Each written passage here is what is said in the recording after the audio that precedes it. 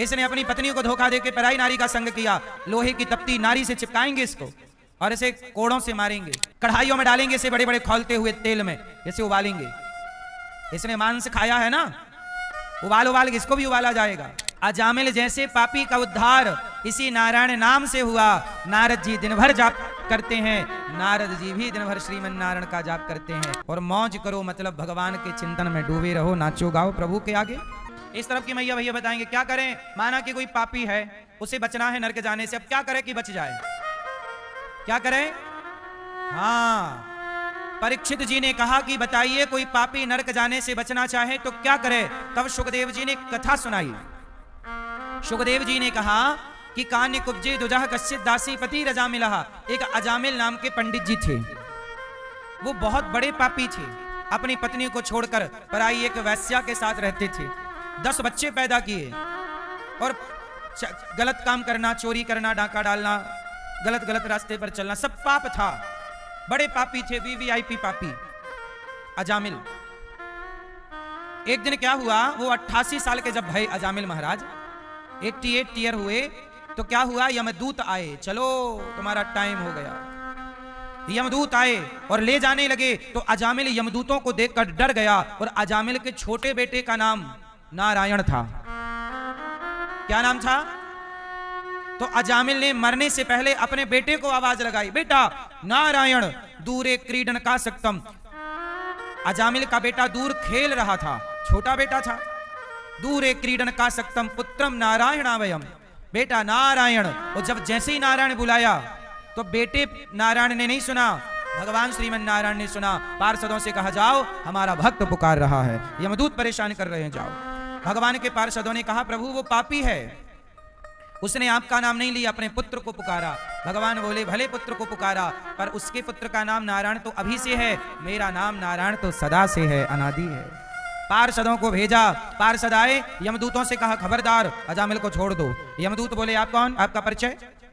पार्षद बोले हम भगवान के यहां से आए हैं, बैकुंठ से। यमदूत बोले नहीं ये पापी है, हमारे महाराज ने कहा है इसे लेकर आना। पार्षद गण बोले अभी मारेंगे तुम्हें। यमदूत बोले हमें मारोगे? पार्षदों ने कहा देखो पंगा ना लो, हम भगवान के पार्षद हैं और तुम यमराज के दूत हो, तुम्हारी क्या ताकत, भागो यहां से।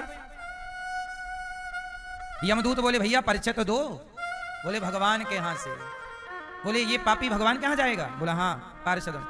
यमदूत बोले कि ये पापी है, इसका खाता भाई ये चेक करो, ये चेक करो, इसने सारी, हम तो हिसाब करके आए हैं, ये नरक जाएगा, इसके लिए नरक में तैयारी पूरी है।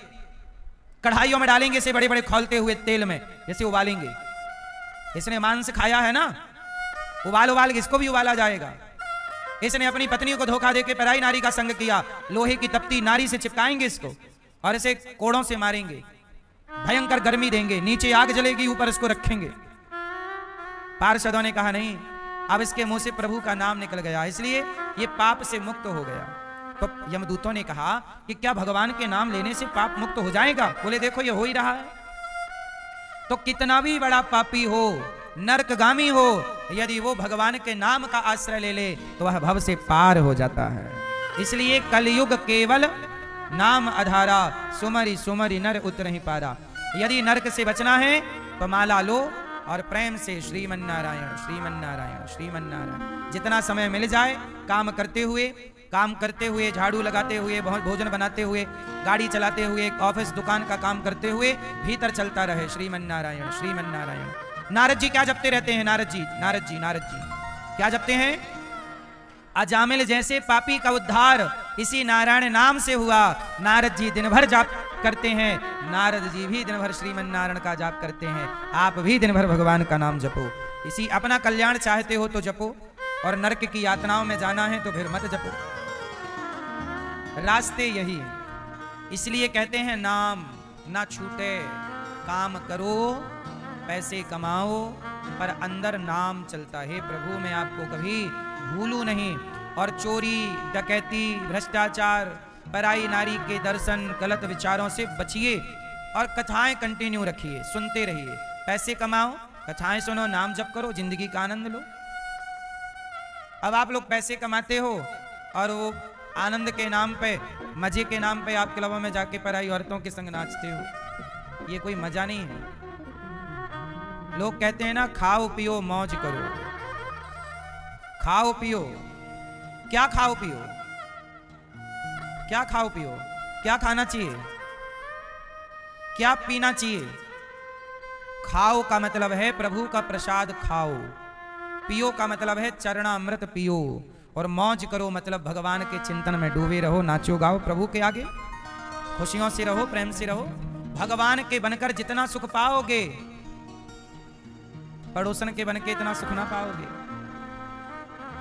किसी और का बनके इतना सुख ना पाओगे। तो अजामिल जैसे पापी की क्या हो गई? जोर से मुक्ति। किसके बल पर? जोर से। कौन सा नाम? श्रीमन नारायण। बोलो हे नाथ, मैं आपको कभी भूलू नहीं। तो आज से कितने लोग नाम को जपते हुए काम करेंगे? काम सारे करो, जिम्मेदारियां पूरी निभाओ, पर भीतर क्या चलता रहे? जोर से श्रीमन नारायण। क्या चलता रहे? अजामिल का उद्धार हुआ, अजामिल को यमदूतों से छुड़ाया और पार्षदों ने अजामिल को 12 साल की आयु और दी। डायरेक्ट लेकर नहीं गए वैकुंठ।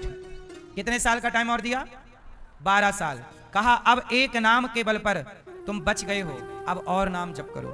तब अजामिल ने 12 साल केवल भगवान नाम जप किया कंदराओं में बैठकर, और फिर वह 12 साल बाद मोक्ष का अधिकारी हो गया। किसके बल पर? नाम जप के बल पर। सबसे चित्त हटा लिया उसने। इसलिए आप भी 50-60 साल में ऐसा सोच लिया करो कि आप जगत के लिए मर गए हैं, अब जगन्नाथ के लिए जीवित रह करके नाम जप करो। भगवान के लिए जीवित रहो। संसार के लिए तो जी लिए, और क्या जीना है संसार के? और क्या पाओगे? अब 60 के बाद तुम किसी काम के हो भी नहीं हो। इसलिए अब भगवान में ही समर्पण करो तो तुम्हारा भला होगा। और अभी भी यदि बेटा बेटी में उलझे रहे तब तो तुम्हारी दुर्गति होगी।